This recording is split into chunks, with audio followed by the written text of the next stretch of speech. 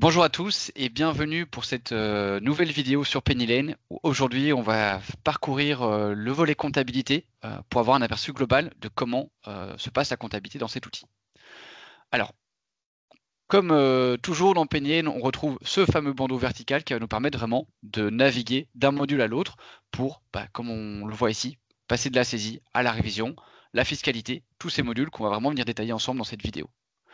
Pour commencer, on va retrouver notre menu de saisie, ce qui va nous permettre de faire notre saisie sur facture, facture fournisseur, facture client, ainsi que faire notre saisie bancaire qui va être automatisée en se branchant directement sur la banque.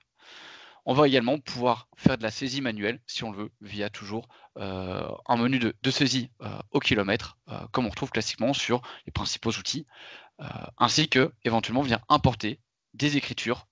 Si vous avez par exemple des écritures spécifiques, on peut importer un fichier Excel pour venir saisir des écritures dans PennyLane.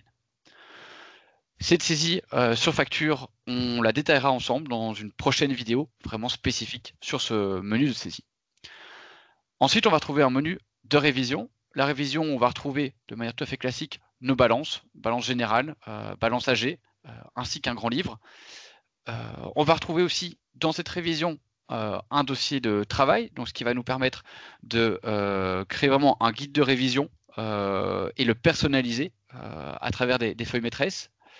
Et ensuite, on va retrouver les écritures d'inventaire avec un menu d'immobilisation, d'emprunt, crédit beau, ainsi que nos écritures de régularisation qu'on va pouvoir venir toujours alimenter depuis nos factures pour gérer nos CCA, nos PCA, ainsi que voilà, nos autres écritures de régularisation.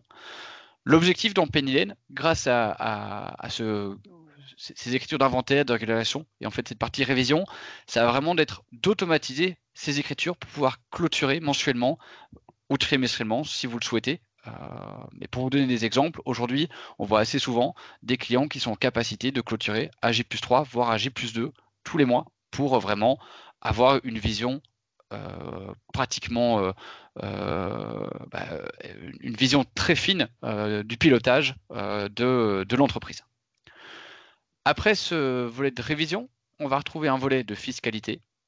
C'est ici que toutes les informations qu'on va traiter en comptabilité vont être prises en compte pour venir pré-remplir par nos différentes déclarations, comme la TVA, l'alias fiscal, l'IS, la CVAE, DAS2.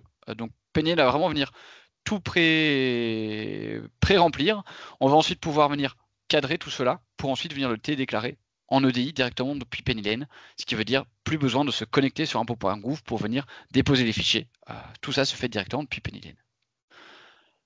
Ensuite, on va retrouver un volet état financier. C'est ici où, de manière tout à fait classique, on va trouver notre bilan, compte de résultat, notre SIG, ainsi que des plaquettes qu'on va pouvoir personnaliser pour vous montrer, si on ouvre un compte de résultat ou qu'on soit dans PennyLane, on va pouvoir venir filtrer sur une période, éventuellement comparer ici avec différentes périodes et voire même rentrer ce compte de résultat par exemple en mode analytique pour pouvoir venir croiser en ligne et en colonne nos données et les exporter si par exemple on veut les repartager ou les retravailler. Pour finir, PennyLane inclut une GED.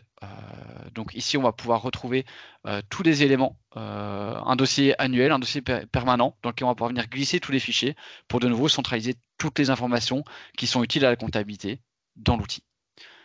Voilà pour cet aperçu de la comptabilité sur PennyLane. J'espère que cette vidéo vous a plu. Je vous dis à très bientôt pour une prochaine vidéo.